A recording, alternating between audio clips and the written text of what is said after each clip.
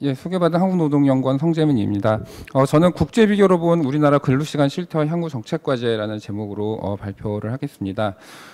발표 목적은 국제 비교 데이터 분석을 통해서 실제 관행상에서 볼 때 노동시간 차이를 야기하는 요인이 무엇인지 분석하고 방향을 제시하는 걸 제 목표로 하고 있습니다. 그래서 구성은 전반적인 제가 이제 주로 분석한 게 이제 EU 15개국 관련 데이터인데요.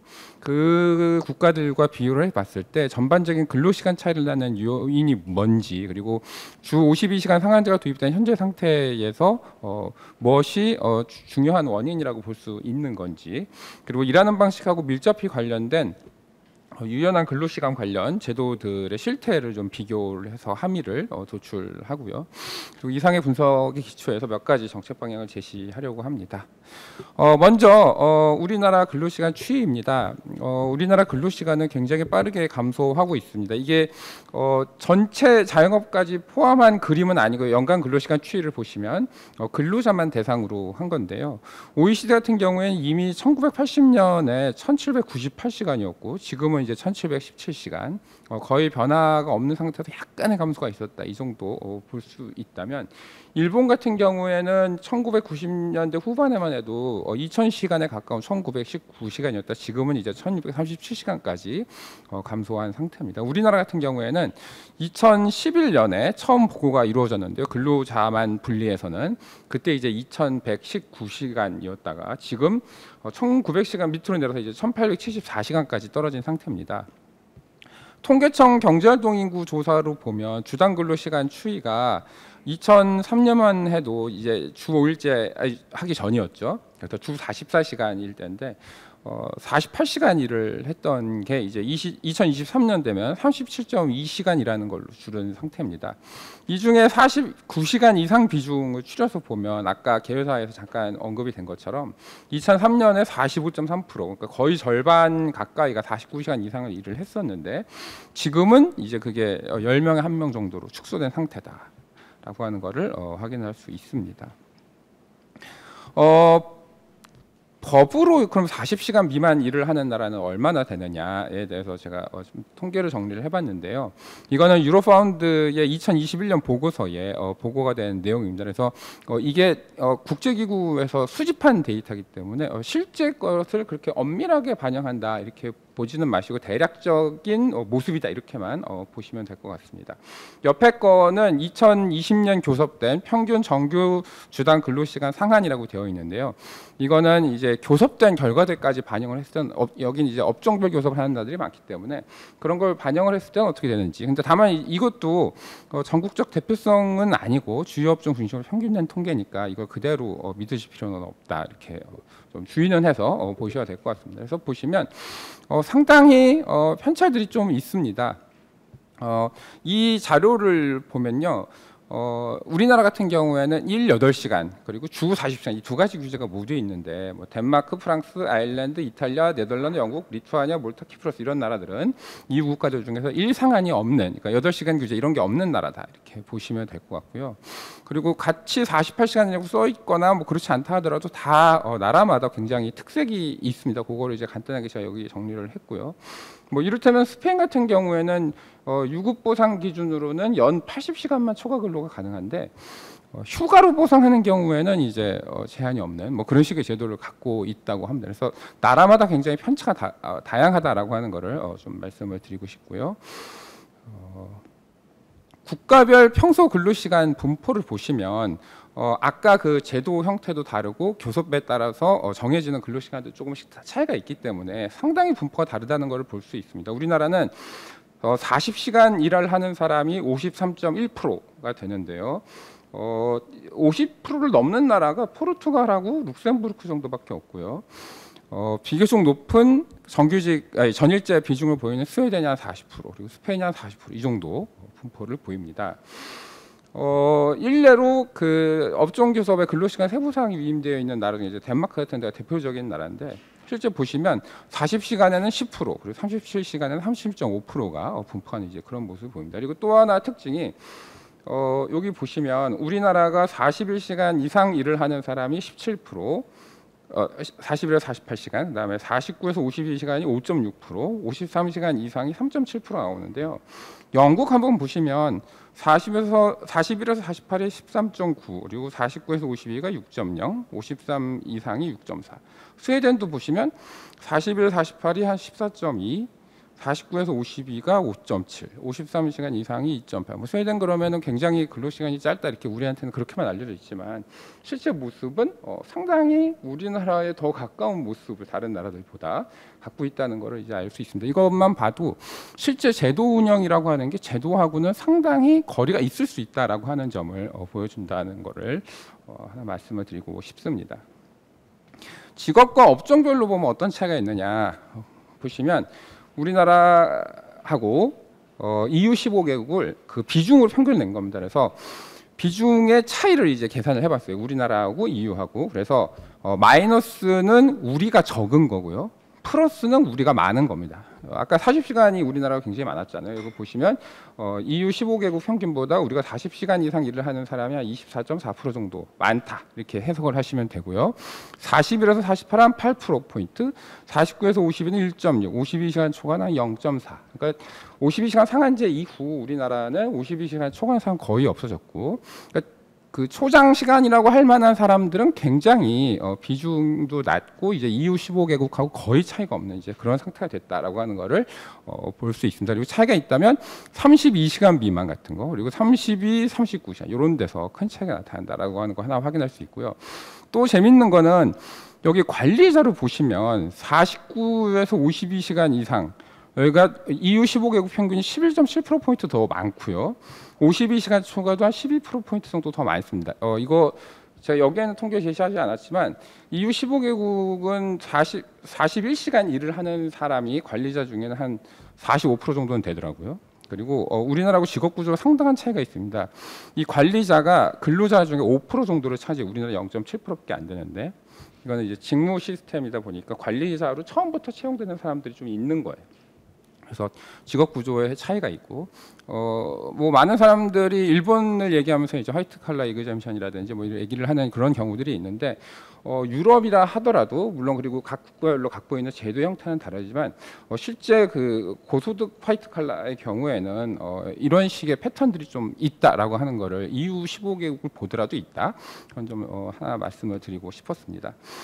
그다음에 업종별로 보면은 전체적인 패턴하고 가장 비슷한 데가 관공업이라고 보시면 될 것 같고요. 숙박 음식점 같은 경우에는 우리나라나 EU나 큰 차이가 없는 이제 그런 근로시간 분포를 보인다라고 하는 걸 확인을 할 수 있었습니다. 제가 잠깐 아까 언급한 것처럼 실제 제도와 근로시간의 관계는 그렇게 단선적이지 않다라고 말을 할 수 있을 것 같습니다. 프랑스는 법정 근로시간 35시간이어서 유럽에서 가장 짧지만 유럽 노동력 조사, 아까 지금 소개하고 있었던 그 EWCS 말고요. 유럽 노동력 조사에 따르면 전일제 근로자 평소 주당 근로 시간이 2023년 38.9시간이어서 네덜란드나 덴마크, 벨기에, 핀란드보다 이제 길게 나타나고, 또 아까 소개한 그 EWCS 데이터를 기준으로 보더라도 40시간 초과 근로자 비중이 17.1%로 EU 15개국의 한 중간권 정도 됩니다. 그리고 여기 회기 분석한 거는 그 평소 근로 시간을 종속 변수로 놓고 각 변수들이 30시간 미만 근로 비중이나 시간제 근로 시간, 전일제 근로 시간 이런 변수들을 놓고요. 국가별로 어떤 게 그 국가의 주당 평소 근로 시간에 가장 큰 영향을 미치는지를 제가 계산을 해봤습니다. 추정을 해봤습니다. 그랬더니 가장 큰 영향을 미치는 거는 여기 표준화 회귀계수의 절대값이 큰 것이 가장 큰 영향을 미친다라고 보시면 될 것 같은데요. 30시간 미만 근로 비중이 가장 압도적인 설명력을 갖는 변수였다라고 하는 것을 확인할 수 있었고, 전일제의 근로 시간이나 아까 이게 봤던 그 집단적으로 교수된 근로 시간 이런 것들은 그 영향력이 30시간 미만 근로 비중에 비하면 한참 작은 그런 걸 확인할 수 있었습니다.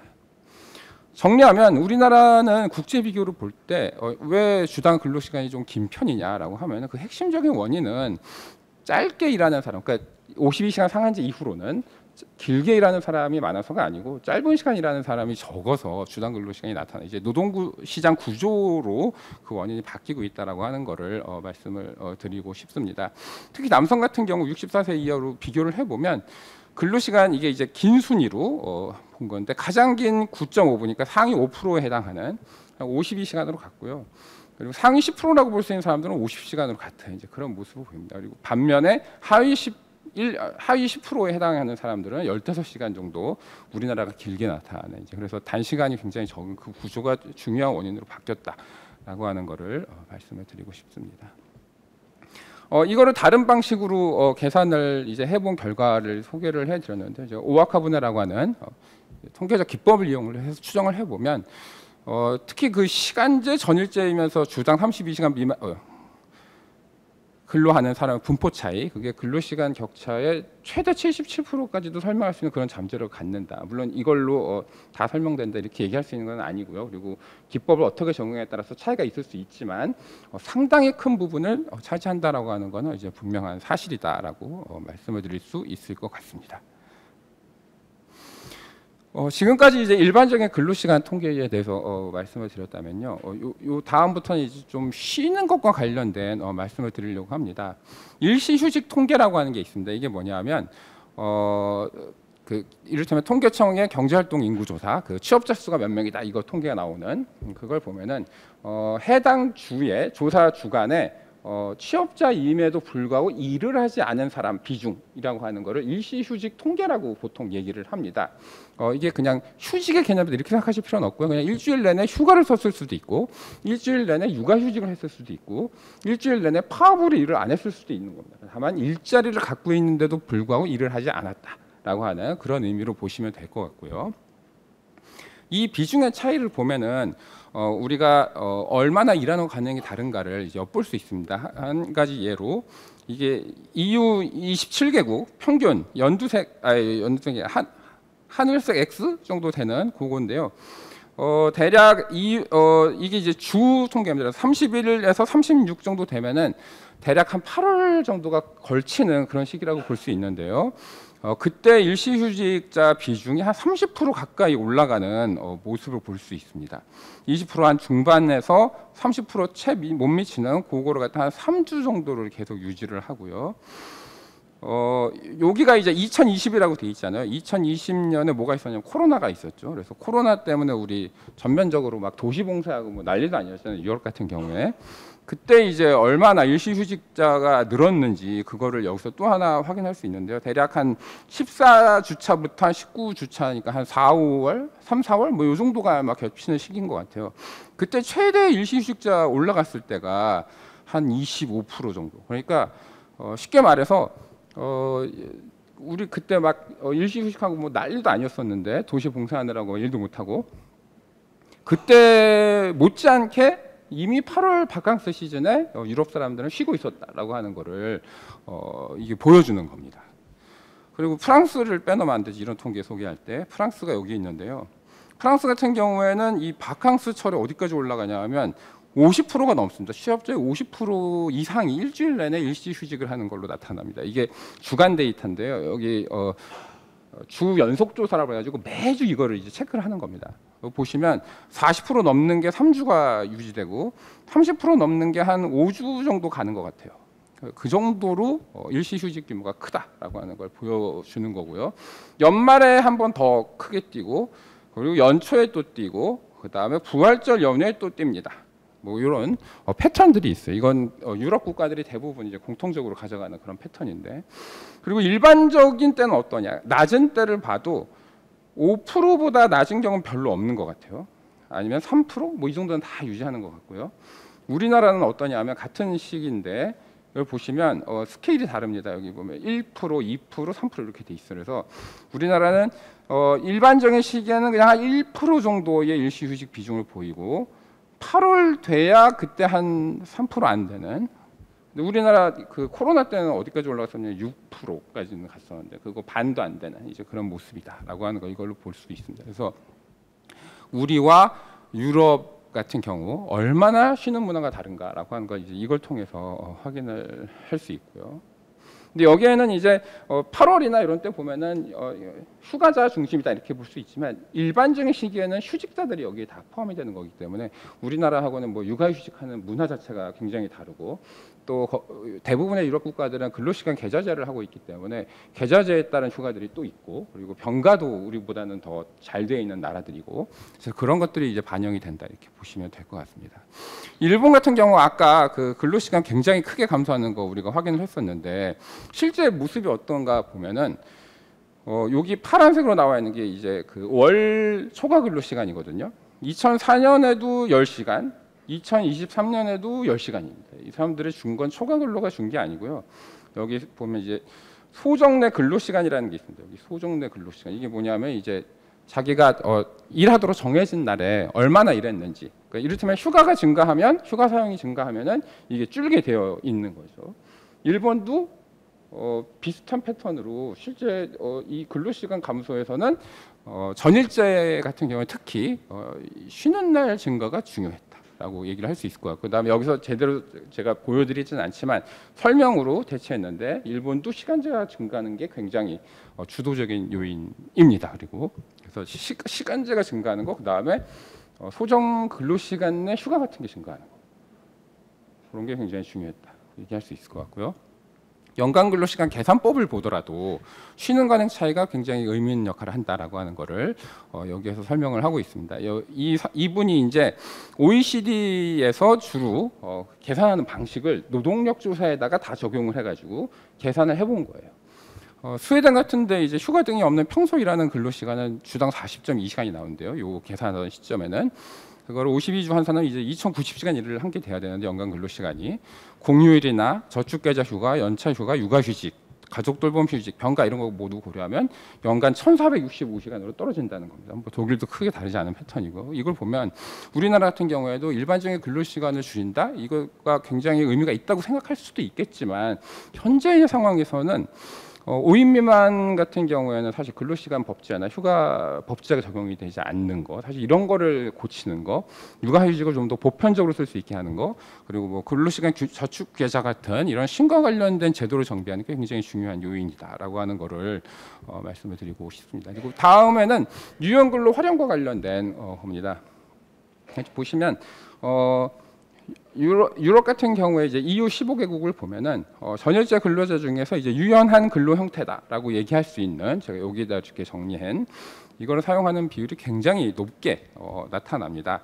우리나라 같은 경우에는 가장 활용하지 않는 나라들보다도 훨씬 낮은 수치, 이런 거를 이렇게 보여준다라고 하는 걸로 차이가 굉장히 현격하게 크다는 말씀을 하나 드리고 싶고요.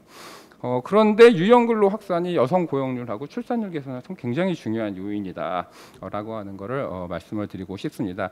선진 산업 국가가 되면 출산율과 고용률이 정해 관계가 있다 이렇게 얘기를 하지만, 실제 유연 관련 근로제 활용 비중을 통계를 해보면 이 출산율과 고용의 관계가 사라집니다. 이게 의미하는 건 뭐냐면, 실제로는 여성 고용과 출산의 관계가 아니라 유연 관련 근로제를 얼마나 활용하느냐의 문제였다라고 하는 거죠. 그래서 선진 산업 국가가 된다고 해서 저절로 출산율과 고용률이 올라가는 게 아니고, 출산율이 올라가는 게 아니고, 그리고 고용과 정해 관계가 생기는 게 아니고, 이 유연 관련 근로제를 얼마나 활용하는가의 문제다라고 하는 말씀을 드리고 싶습니다. 다른 방식으로 추정을 해보아도 이 유연근로 확산은 일생활 균형과 자녀 수 증가에 통계적으로 유의한 이제 영향을 준다라고 하는 것을 말씀을 드리고 싶고요. 이 중에서 특히 그 재택근로하고 그 여성 관련해서, 그리고 짧은 시간 일을 하는 것들이 굉장히 큰 영향을 미친다라고 하는 것을 자녀 수에 대해서는 말씀을 드릴 수 있을 것 같고, 일생활 균형 감각과 관련해서는 재택근로가 오히려 마이너스인, 그래서 재택근로는 사실 근로시간이 좀 길게 나타나는 경향이 좀 있거든요. 그런 어떤 상황도 잘 여기 이 데이터에서 드러나고요. 그리고 근로시간 결정권이 나에게 있다, 상당히 있다, 이거는 자녀 수나 일생활 균형 감각이나 이 모두에 이제 좋은 영향을 미치는 그런 거를 이제 확인할 수 있습니다. 여기 일상의 균형 감각에 맞는다가 1이기 때문에 마이너스가 통계적으로 유의하게 나타나면 제대로 된 겁니다. 제가 그 다른 거는 다 빼고 이 두 개만 한번 해봤어요. 재택근로하고 근로시간 결정권이 나에게 있다, 상당히 있다. 이거 비중이 우리 기업 규모별로 보면 얼마나 다른가 좀 봤는데, 여성 근로자 EU 15개국 6세 이하 자녀 있는 경우 유연근로 활용률이 2에서 9인조차도 그러니까 소규모 기업이죠. 소규모 기업에서조차도 45.6% 절반 가까이 10에서 249는 57.9, 250인 이상 69. 우리나라는 20.3, 21.4, 33.6 절반 이상 떨어지는 것을 확인할 수 있고요. 그런데 더 놀라운 거는 여기입니다. 6세 이하 자녀 있는 여성 근로자의 기업 규모 분포를 보면은 12.7밖에 안 되고요. 37.9, 47.4. 우리나라는 작은데 절대적으로 몰려 있습니다. 이걸 보면 실제 유형 근로가 확산되려 그러면 우리나라 같은 경우 특히 그 근로자 대표 역할이 소규모 업체에서는 크기가 어려운데 그러면 사업주 선의나 선의를 끌어낼 정부의 유인 제공 이게 굉장히 중요한 역할을 하겠다라고 하는 것을 확인할 수 있었다고 말씀을 드리고 싶습니다. 다만 이제 이렇게 그러면 이제 재택 근로를 막 확산시키면 되는 거냐 이렇게 간단하게 그렇게 생각할 수 있는데 실제 재택 근로라고 하는 또는 아까 그 근로시간 결정권이 나한테 있다 이런 거는 이제 우리나라로 치면 선택 근로에 가까운 거라고 얘기할 수 있겠죠. 실제 그 기업의 생산성하고 굉장히 조화를 이룰 필요가 있습니다. 실제 유럽의 경우에도 개인 또는 팀 성과급 임금 체계와 동반되는 그런 경향이 있습니다. 생산직 같은 경우 이제 개수임금제라고 불리는 그런 거하고 이제 동반되는 경향이 여기 통계적으로 유의하게 나타나는 게 있었고 그래서 근로자의 시간 주권이나 장소 주권 같은 거의 존중은 기업의 생산성 요구하고도 조화를 이룰 필요가 있겠다라고 하는 걸 발견할 수 있었고요. 정리하면 이게 이제 뭐냐하면 1인당 GDP 그러니까 1인당 생산성이라고 얘기할 수 있는 거 우리나라 21등인데요. 그걸 이제 PPP 환산하면 그러니까 물가 환산이죠. 하면 19등 정도로 올라갔다가 그거를 시간당 생산성으로 바꾸면 33위로 확 떨어지는 이제 그런 모습이 나타납니다. 우리나라보다 더 많이 떨어지는 나라는 그런 나라는 없는 것 같아요. 이거 보면 이거는 무슨 얘기냐면 우리나라는 낮은 시간당 생산성을 길게 일을 해서 21위로 만들어내는 이제 나라다. 여기 이코노미스트에 실린 건데 여기 특별히 주까지 달아놨어요. 그러니까 한국 사람들은 특히 긴 시간을 견딘다고 이렇게 참 하여튼 그래서 우리가 진짜 뭔가 이 근로 시간에 있어서 뭔가를 바꾸려면 좀 더 체계적으로 일하고 좀 더 체계적으로 쉬는 이제 그런 근로 시간 관리 그리고 쉬는 거와 관련된 제도 개편 이런 것들이 좀 같이 가야 된다라고 하는 말씀을 드리고 싶고요. 어쨌든 그럼에도 불구하고 미국하고는 연간 64시간까지 좁혀졌고요. 이스라엘 우리나라보다 짧았는데 우리가 이제 역전도 했습니다. 그래서 굉장히 우리가 지금 발전하고 있다라고 하는 것은 또 강조하고 싶고요. 52시간 이런 거 하면서 40시간이나 다만 이제 아까 보신 것처럼 우리나라는 굉장히 소규모 사업체 비중이 높고 심지어 5인 미만은 그런 상태에서 법제도 적용이 안 되고 있습니다. 그래서 이거를 어떻게 거기까지 확산할 수 있을지에 대한 신중한 어떤 청사진 같은 게 이제 필요한 시점이라고 말씀을 드리고 싶고요. 고령화 환경에서 아까 많이 얘기된 것처럼 경제활동 참여 높이려면 근로시간 유연성 확대 불가피합니다. 다만 이제 노사의 이해가 굉장히 조화될 필요가 있습니다.